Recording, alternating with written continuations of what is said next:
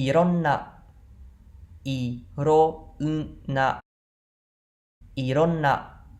មានន័យថាផ្សេងផ្សេង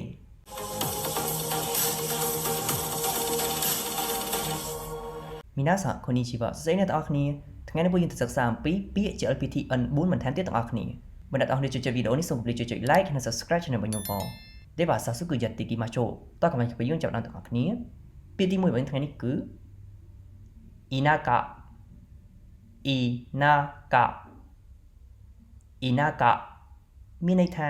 ជនបទ countryside ឧទាហរណ៍田舎に住んでいます田舎に住んでいますមានន័យថាខ្ញុំរស់នៅជនបទអញ្ចឹងពាក្យថា田舎មានន័យថាជនបទに住んでいますមានន័យថារស់នៅអញ្ចឹង田舎に住んでいますមានន័យថាខ្ញុំរស់នៅជនបទជន់ត្រៀមទាំងអស់គ្នា田舎田舎田舎មានន័យថាជនបទឥឡូវយើងមើលពីបន្ត祈る祈る祈るមានន័យថាបួងសួង to pray ឧទាហរណ៍平和を祈る平和を祈るមានន័យថាបួងសួងសុំសន្តិភាពអញ្ចឹងពាក្យថាហេវៈមានន័យថាសន្តិភាពអ៊ីណូរមានន័យថាបួងសួងអញ្ចឹងហេវៈអ៊ីណូរមានន័យថាបួងសួងសុំសន្តិភាពជើងត្រៀមទាំងអស់គ្នាអ៊ីណូរអ៊ីណូរអ៊ីណូរមានន័យថាបួងសួងជើងទៅមើលពីបន្តいっぱいいっぱいいっぱいមានន័យថាពេញឬក៏ច្រើន full ឧទាហរណ៍水をいっぱい入れてください水をいっぱい入れてくださいមានន័យថាសូមចាក់ទឹកឲ្យពេញនេះឧទាហរណ៍យើងចាក់ទឹកចូលឆ្នាំងឬចាក់ទឹកចូលពាងអីចឹងទៅអញ្ចឹងយើងចង់និយាយថាចាក់ឲ្យពេញនេះគឺយើងប្រើពាក្យថាいっぱいពាក្យថា mizu មានន័យថាទឹកいっぱいមានន័យថាពេញឬក៏ច្រើនណាហើយពាក្យថា入れてくださいមានន័យថាសូមចាក់ចូលអញ្ចឹង mizu o ippai irete kudasai មានន័យថាសូមចាក់ទឹកឲ្យពេញជើងត្រៀមទាំងអស់គ្នាいっぱいいっぱいいっぱいមានន័យថាពេញឬក៏ច្រើនជើងទៅមើលពីបន្ទាប់いろんないろんないろんなមានន័យថាផ្សេងផ្សេង various អញ្ចឹងពាក្យថាいろんなនេះគឺវាស្មើនឹងពាក្យថាいろいろないろいろなគឺមានន័យដូចគ្នាណាជាមួយនឹងពាក្យいろんなគ្រាន់តែいろいろなគឺវារៀងផ្លូវការជាងយើងប្រើមកសរសេរយើងប្រើមកនិយាយក៏បានដែរប៉ុន្តែពាក្យいろんなមួយនេះគឺយើងប្រើបានសម្រាប់តែនិយាយទេណាគឺយើងអាចយកទៅសរសេរបានទេព្រោះវាអត់ផ្លូវការវាជាភាសានិយាយឧទាហរណ៍木からはいろんなものが作られる木からはいろんなものが作られるមានន័យថាឈើអាចបង្កើតជារបស់ផ្សេងផ្សេងបានណាអញ្ចឹងពាក្យថាគីមានន័យថាឈើណាការ៉ាមានន័យថាពីរអញ្ចឹងគីការ៉ាមានន័យថាបង្កើតចេញពីឈើណាいろんなものいろんなមានន័យថាផ្សេងផ្សេងものមានន័យថារបស់អញ្ចឹងいろんなものមានន័យថារបស់ផ្សេងផ្សេងが作られるអញ្ចឹង作られるមានន័យថាអាចបង្កើតបានមានន័យថាយើងអាចបង្កើតបានរបស់ផ្សេងផ្សេងហ្នឹងដោយប្រើឈើគេចង់មានន័យបែបហ្នឹងណាយើងអាចយកទៅធ្វើតុធ្វើទូរបស់ផ្សេងផ្សេងបានណាចឹងត្រៀមទាំងអស់គ្នាいろんないろんないろんなមានន័យថាផ្សេងផ្សេងចឹងទៅមើលពីបន្ត石石មានន័យថាថ្ម stone ឧទាហរណ៍石を投げる石を投げるមានន័យថាគប់ដុំថ្ម ជិះពីថា ishi មានន័យថាថ្ម nageru មានន័យថាគប់ណាដូចយើងគប់របស់អីមួយហ្នឹងគេហៅថា nageru អញ្ចឹង ishi o nageru មានន័យថាគប់ដុំថ្ម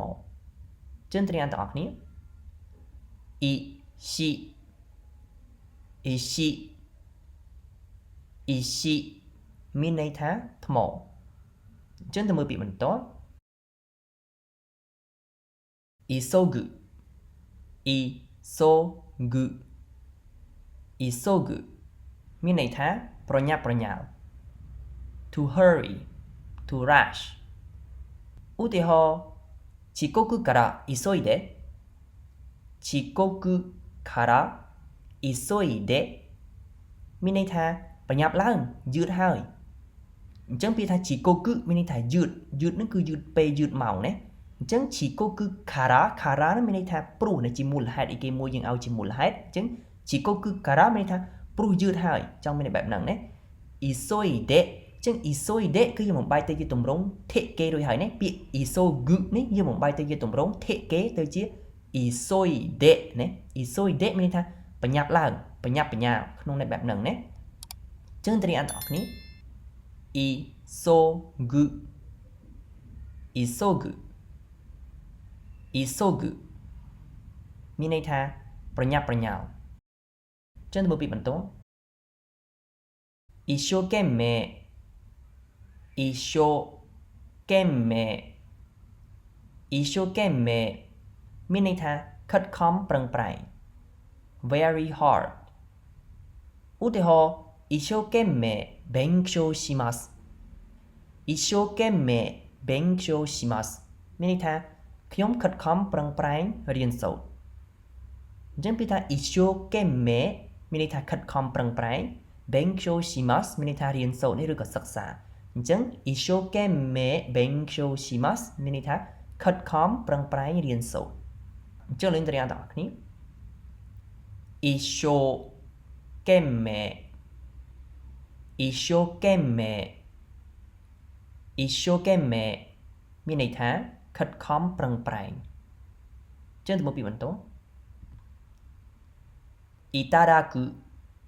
itadaku itadaku មានន័យថាទទួលបានប៉ុន្តែយើងប្រើក្នុងន័យគួរសមណា to receive អញ្ចឹងពាក្យ itadaku នេះអ្នកទាំងអស់នេះប្រហែលជាអាចនឹងធ្លាប់ឮហើយនៅពេលអ្នកទាំងអស់គ្នាមុននឹងអ្នកទាំងអស់គ្នាញ៉ាំបាយនៅប្រទេសជប៉ុនគេតែនិយាយថា itadakimasu ណា itadakimasu គឺអក្សរមួយនេះឯងណាគ្រាន់តែគេបំបែកទៅជាទម្រង់ mas អញ្ចឹងទៅជា itadakimasu ណាមានន័យថាយើងអរគុណដែលយើងបានទទួលបាយនឹងណាយើងចង់មានន័យបែបហ្នឹងអញ្ចឹងពាក្យនេះគឺយើងអាចប្រើក្នុងន័យយើងទទួលបានអ្វីមួយពីនរណាម្នាក់ជារង្វាន់ជាកាដូជាអីក៏ដោយណា itadaku ហ្នឹងគឺមានន័យថាយើងទទួលបានពីគេហើយក្នុងន័យយើងនិយាយគួរសមទៅកាន់គេណាយើងគោរពទើបយើងប្រើពាក្យថា itadaku បើធម្មតាយើងអាចប្រើពាក្យថា morau ឬក៏kureru ណាវាអត់សូវគួរសមណាពាក្យពីរមុនហ្នឹងតែពាក្យ itadaku ហ្នឹងគឺវាគួរសមជាងអញ្ចឹងទាំងអស់គ្នា itadaku itadaku itadaku មានន័យថាទទួលបានអញ្ចឹងទៅមើលពាក្យបន្ត itasu itasu itasu មានន័យថាធ្វើប៉ុន្តែក្នុងន័យគួរសមដែរណា to do អញ្ចឹងពាក្យ itasu មួយនេះគឺវាមានន័យស្មើជាមួយនឹងពាក្យថា suru គឺ onaji imi desu មានន័យថាមានន័យដូចគ្នាណា itasu ជាមួយនឹង suru គ្រាន់តែ itasu នេះគឺគួរសមយើងប្រើក្នុងន័យគោរពយើងដាក់ខ្លួនយើងនិយាយគោរពទៅកាន់នរណាម្នាក់យើងប្រើពាក្យថា itasu តែបើយើងប្រើពាក្យថា suru ហ្នឹងគឺវាអត់គួរសមទេវាធម្មតាណាវាអត់មានន័យគួរសមក៏វាអត់មានន័យថាឆ្លើយដែរហើយបើសិនជាយើងចង់ប្រើឲ្យវាស្ដាប់ទៅល្អយើងអាចនិយាយថា shimasu អាហ្នឹងគឺគួរសមធម្មតាតែបើយើងចង់និយាយកាន់តែគួរសមយើងនិយាយថា itashimasu យើងបដូរពាក្យនេះទៅជា itashimasu នេះវាកាន់តែគួរសមទៀតព្រោះយើងបំបែកទៅជាទម្រង់ mas គេចឹងអ្នកទាំងអស់គ្នា itasu itasu itasu មានន័យថាធ្វើអញ្ចឹងទៅមើលពាក្យបន្ត ito ito ito មានន័យថាអំបោះ thread ឧទាហរណ៍糸が絡まる糸が絡まるមានន័យថាអំបោះជំពាក់ណានៅពេលដែលអំបោះកៅអៅវាជំពាក់ចូលគ្នានឹងយើងអាចនិយាយថា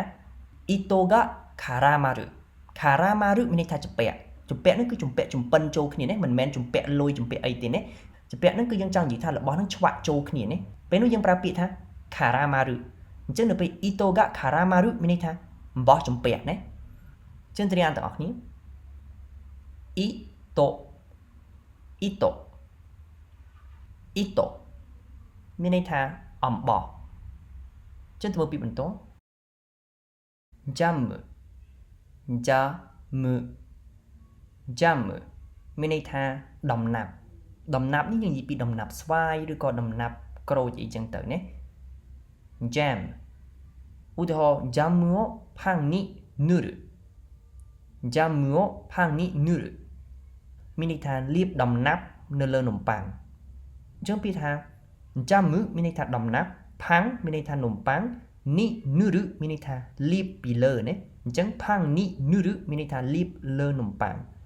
អញ្ចឹងពាក្យ jam នេះនៅពេលដែលយើងចង់ដាក់ថាដំណាប់អ្វីមួយយើងគ្រាន់តែដាក់ឈ្មោះនៅពីខាងមុខនេះឈ្មោះផ្លែឈើនៅពីខាងមុខហ្នឹងដូចជាពាក្យក្រូចយើងអាចនិយាយថា orange jam មានន័យថាដំណាប់ក្រូចអញ្ចឹងទាំងអស់គ្នា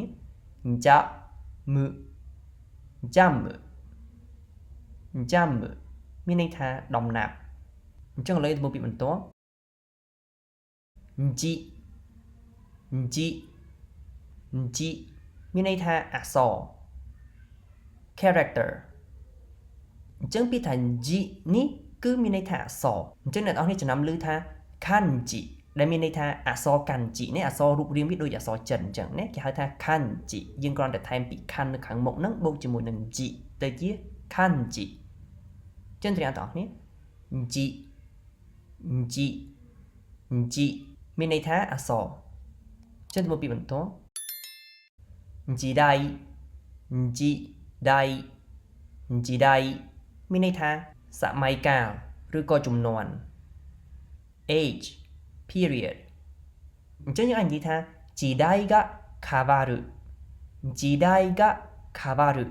មានន័យថាផ្លាស់ប្ដូរសម័យកាលអញ្ចឹងពាក្យថា時代មានន័យថាសម័យកាលឬក៏ជំនាន់ពាក្យថា 変わるមានន័យថាផ្លាស់ប្ដូរអញ្ចឹង時代が変わるមានន័យថាផ្លាស់ប្ដូរសម័យកាលអញ្ចឹងទាំងអស់គ្នា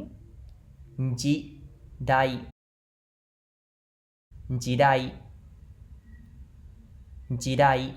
មានន័យថាសម័យកាលឬក៏ជំនាន់ឥឡូវយើងទៅមើលពីបន្ទាប់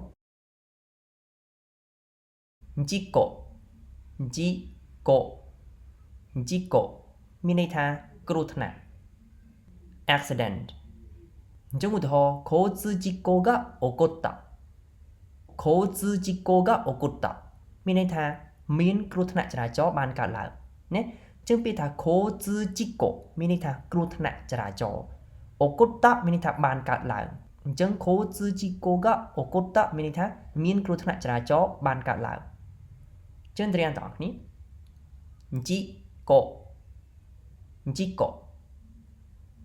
事故មានន័យថាគ្រោះថ្នាក់អញ្ចឹងនឹងទៅមើលពីចុងក្រោយរបស់យើង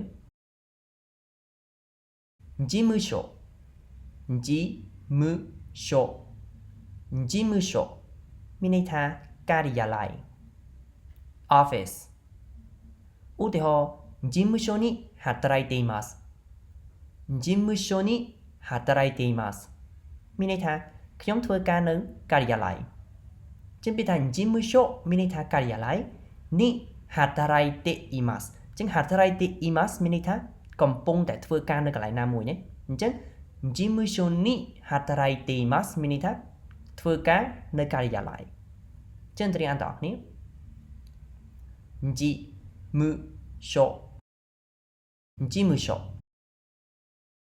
務所មានន័យថាការិយាល័យいかがでしたかយ៉ាងម៉េចអ្នកនរគ្នាចំពោះមេរៀនថ្ងៃនេះចឹងសង្ឃឹមថាអ្នកនរគ្នានឹងតាមតនហើយនឹងចេះពាក្យថ្មីទាំងអស់នេះទាំងអស់គ្នាដើម្បីចង់ដឹងអ្នកនរគ្នាបានចងចាំដែរឬទេតោះខ្ញុំសាកបង្គន់តេស្តទាំងអស់គ្នាចំពោះតេស្តនេះខ្ញុំនឹងចេញជាភាសាជប៉ុនហើយអ្នកនរគ្នារៀនអានហើយនឹងបកប្រែជាភាសាខ្មែរដោយខ្លួនឯងតោះខ្ញុំចាប់ផ្ដើមទាំងអស់គ្នា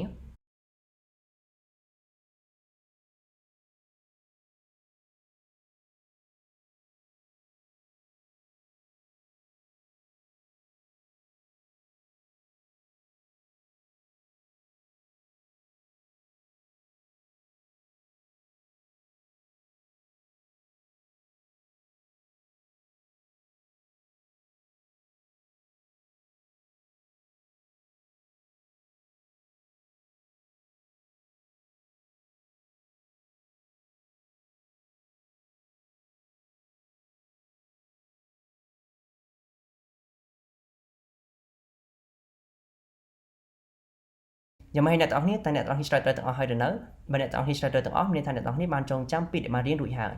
ចំពោះអ្នកមិនទាន់ឆ្លើយត្រូវអ្នកទាំងអស់គ្នាអាចត្រឡប់ទៅមើលវីដេអូនោះឡើងវិញហើយត្រឡប់មកធ្វើតែម្ដងទៀតដើម្បីកាន់តែចាប់ចាំពាក្យទាំងអស់នេះそれではまた次回の動画でお会いしましょうご清聴いただきありがとうございましたអរគុណសម្រាប់ការតាមដានអ្នកទាំងអស់គ្នាជួបគ្នានៅវីដេអូក្រោយទៀតបាយ